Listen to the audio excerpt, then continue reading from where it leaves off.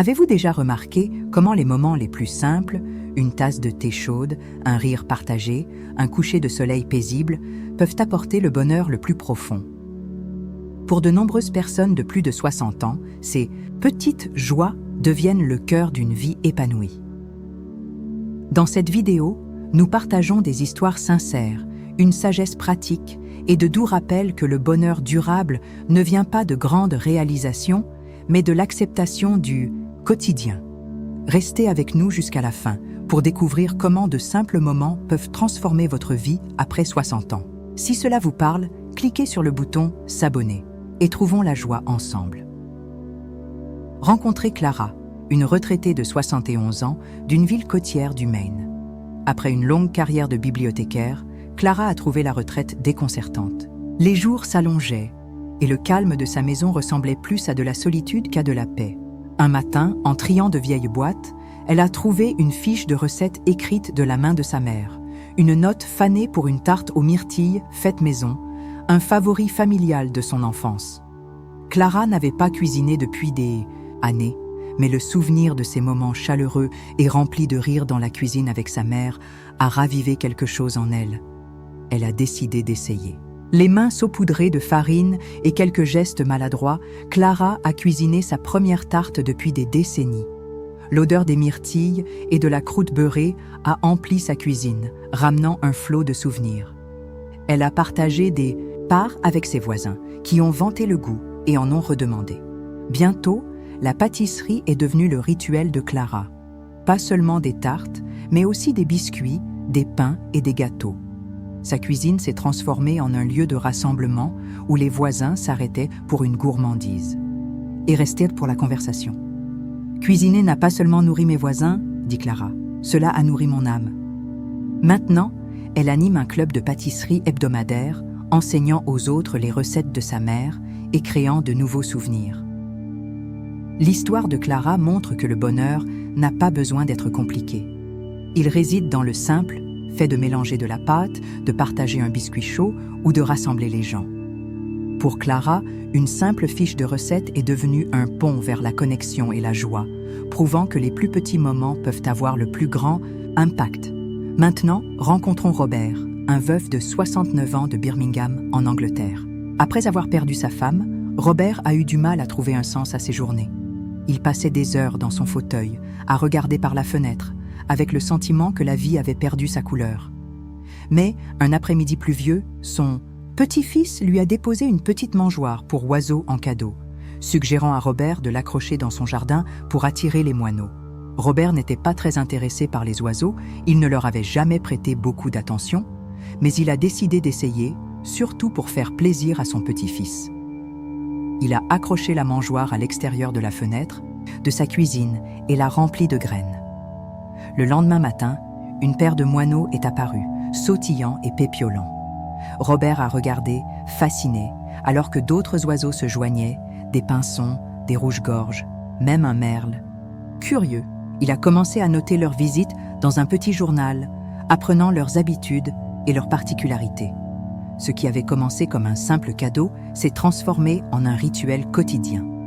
Robert passe maintenant ses matinées à siroter du thé, à observer ses oiseaux et à noter ses observations. Il a même rejoint un groupe local d'ornithologie où il s'est fait de nouveaux amis qui partagent sa nouvelle passion. « Je n'aurais jamais pensé que les oiseaux pourraient m'apprendre quelque chose, » dit Robert, « mais ils m'ont montré comment. Remarquez à nouveau les petites choses. » L'histoire de Robert ne consiste pas à devenir un ornithologue expert. Il s'agit de trouver de la joie dans le rythme tranquille de regarder, d'attendre et d'apprécier le monde à l'extérieur de sa fenêtre. Le bonheur après 60 ans peut être aussi simple que le pépiment d'un moineau, vous rappelant que la vie est toujours pleine de surprises. Ensuite, rencontrez Evelyn, une grand-mère de 76 ans d'Austin, au Texas. Evelyn avait toujours été une conteuse, tissant des histoires pour ses enfants à l'heure du coucher. Mais à mesure que ses enfants grandissaient et partaient, elle sentait que ces histoires n'avaient plus d'auditoire. Un soir, lors d'un appel vidéo avec sa petite fille, Evelyn a partagé un souvenir d'enfance amusant sur la façon dont elle volait des biscuits dans le bocal de sa mère. Sa petite fille a ri et a dit « Grand-maman, tu devrais les écrire. Evelyne a d'abord rejeté l'idée. Écrire lui semblait être quelque chose pour les vrais auteurs. Mais l'idée a persisté. Elle a commencé à griffonner ses souvenirs dans un cahier. Des histoires de son enfance au Texas, sa première danse, ses voyages avec son défunt mari. Bientôt, ses notes se sont transformées en courts essais. Avec l'aide de sa petite fille, Evelyne a créé un blog pour partager ses histoires en ligne. À sa grande surprise, les lecteurs ont adoré ses récits vivants et son humour chaleureux. Des gens de tout le pays ont laissé des commentaires, disant que ces histoires leur rappelaient leurs propres grands-parents. À 76 ans, Evelyne n'est pas seulement une conteuse. Elle est une voix pour sa génération, connectant des inconnus grâce au pouvoir de simples souvenirs. « Je pensais que mes histoires étaient trop ordinaires, dit-elle, mais elles m'ont rapproché de personnes que je n'ai jamais rencontrées. » Le parcours d'Evelyne montre que le bonheur peut venir du fait de partager qui vous êtes. Il ne s'agit pas d'écrire un best-seller. Il s'agit de mettre un morceau de votre cœur dans le monde et de le voir résonner.